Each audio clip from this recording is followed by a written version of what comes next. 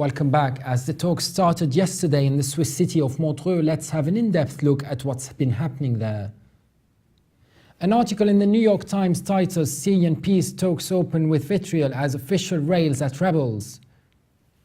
The writer Michael R. Gordon and Anne Barnard report on contrasting views from yesterday's talks in Montreux. Let's look at some of these. US Secretary of State John Kerry believes it's unthinkable that President Bashar al-Assad of Syria could play a role in a transitional administration that would govern the country. And second, the establishment of such a transitional body by mutual consent of the Assad government and the Syrian opposition is the major goal of the conference. On the other hand, Russian Foreign Minister Sergei Lavrov challenged the American insistence that Mr. Assad must be excluded from a transitional administration, arguing that the conference has to refrain from any attempt to predetermine the outcome of the progress. Mr. Kerry suggested that the Obama administration would support augmented support for the opposition. Gordon and Barnard reported pro-government protesters waved the flags of the Syrian government and Hezbollah outside the conference venue in Montreux yesterday. Meanwhile, the Los Angeles Times features a report titled "Fate of Bashar al-Assad is Key in Syria Talks." The article is by Patrick J. McDonnell, who wrote it on yesterday's talks. Assad has maintained power during nearly 3 years of war and hints he may run for re-elections this year, but the Obama administration and the opposition have said Assad must step down in any peace deal. McDonnell explained the conflict has become a proxy war in the regional conflict between Sunni Muslims and Shiite Muslims. The US effort to end decades of estrangements with Shiite Iran, starting with an interim deal to limit its nuclear program, has further angered longtime allies Saudi Arabia, Iran's Sunni arch-rival.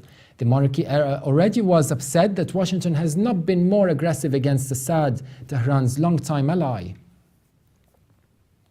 And while he was not at the conference, President Assad showed no sign of backing down, but Syrian officials and their Russian allies have indicated flexibility on a number of issues, including possible ceasefires, prisoner exchange and boycott humanitarian access to besieged areas. Syrian Foreign Minister Walid al-Muallim said Assad's future is non-negotiable. Syrians alone have the right to choose their government, their parliament and their constitution.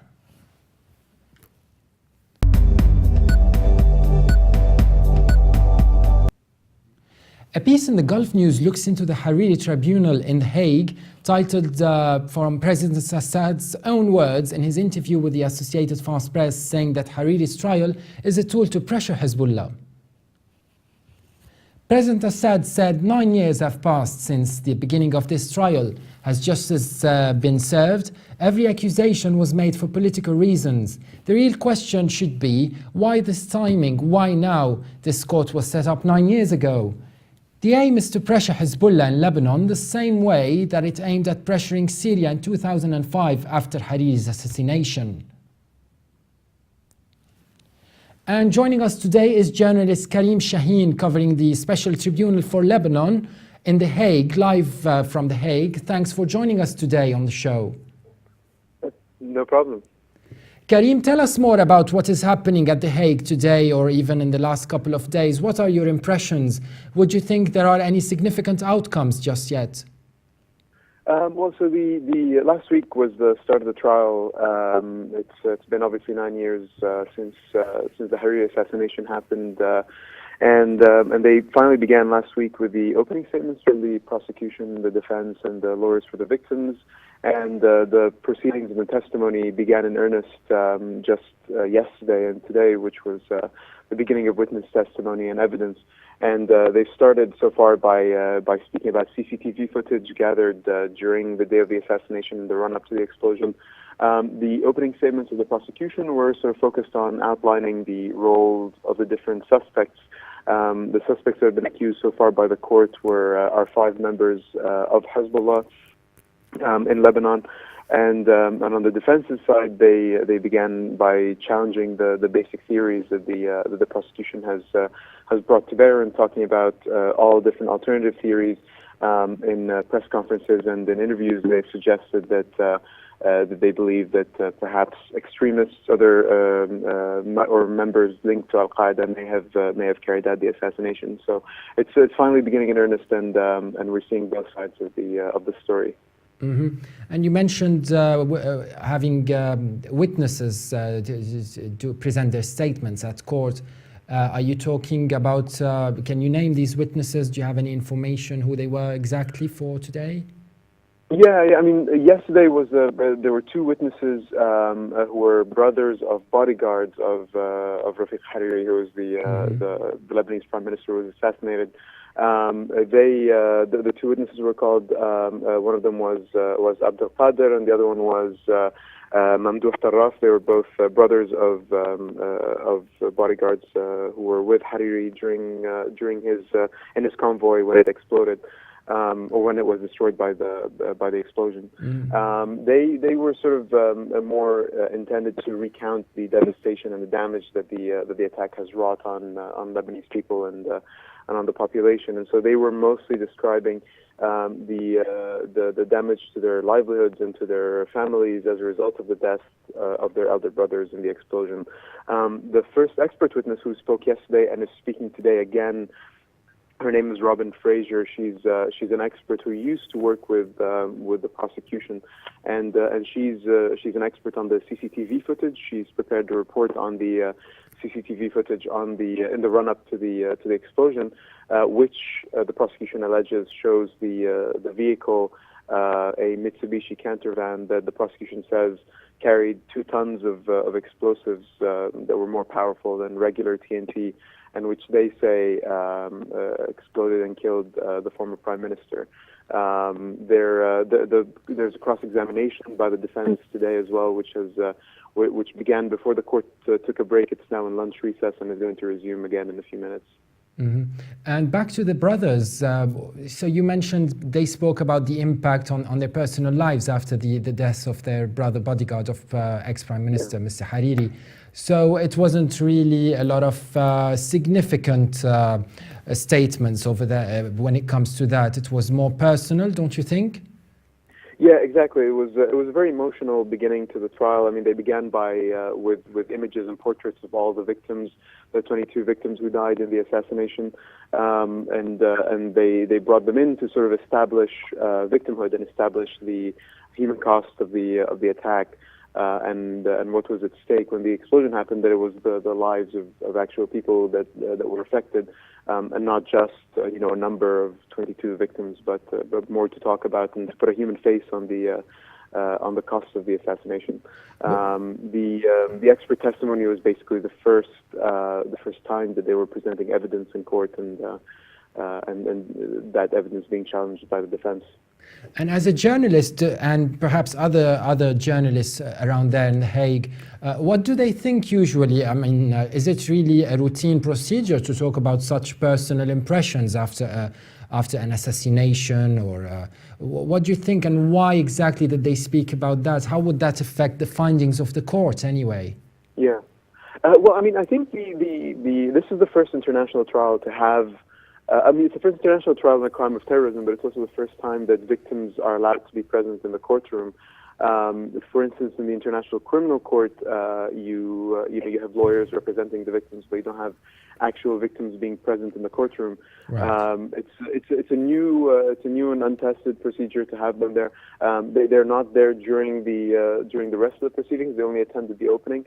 I think it's useful to bring back the human cost of the assassination, that it's not simply an attack that killed the former prime minister, but it's also it was a massive bombing, 2 tons of TNT, 2 tons of explosive material, damaged downtown Beirut, scarred the city for a long time, and also scarred these individual victims. And I think it was important in the context of the terrorism attack, which usually claims a smaller number of victims than, for instance, a war crime or systematic genocide, which is usually dealt with by international courts. But because it affects a smaller number of people, it's important to tell these individual stories, right, in the courtroom as well. Mm-hmm. And my second question, speaking again about remarks from the media or people around there, Some view the tribunal as a means to pressure Hezbollah in Lebanon, particularly when it comes to the timing today. And you know, the court has been going on since 2005, or at least the tribunal has been set since 2005, so that's 9 years. So why now, do you think? Have you heard any other remarks about the timing, particularly when it comes to pressuring Hezbollah? Well, look, I mean, the tribunal itself was only established in 2009. Before that, there was an investigation commission set up by the UN, of course, which itself requested the creation of the tribunal. But I mean, the date for the trial was set a long time ago. It was set in the summer of 2013, and it was established that it was going to be in January 2014. So it was much earlier than the. Then, I mean, the setting of the trial date was, for instance, much earlier than setting the Geneva II conference and those dates. So it's been established for a while that it's going to begin in the middle of January. There is a definitely very legitimate criticism of the tribunal because it's been 9 years since the assassination happened. A lot of people are saying that Lebanon has moved on and there needs to be. Who said that? When you said a lot of them are saying, is that people, the media at The Hague over there, comments from journalists and senior experts, or who's saying that? Yeah, I mean, it's commentators in general on the tribunal. I think. I mean, people who've been following the tribunal closely have long argued that the establishment of the tribunal is unfair because its mandate is too narrow. It looks at only a series of political assassinations that took place in 2005 and the end of 2004. And it's not wide enough to address all the other political assassinations that happened in Lebanon, the 2006 war, violence during the civil war, and so on. And so people have long said that its mandate is too small. And there's also been criticism of the fact that it's taken this long to actually come to trial. Obviously, there's been significant shifts in who were being accused of the Hariri assassination. When the assassination first happened, the investigation seemed to be pointing towards Syria and towards the regime of President Bashar al-Assad. But as time moved on, in 2009, there was a pretty important leak of the results of the investigation that claimed that members of Hezbollah were involved in the attack. So there was significant change in the course of the investigation, it seems, from when it started to the end. And in addition to that, it's also the evidence that's being relied on by the prosecution is based on telecommunications evidence, which is highly technical, tracking of a series of mobile phone networks that they say track Hariri for a long time, for about 50 days, and then carried out the assassination.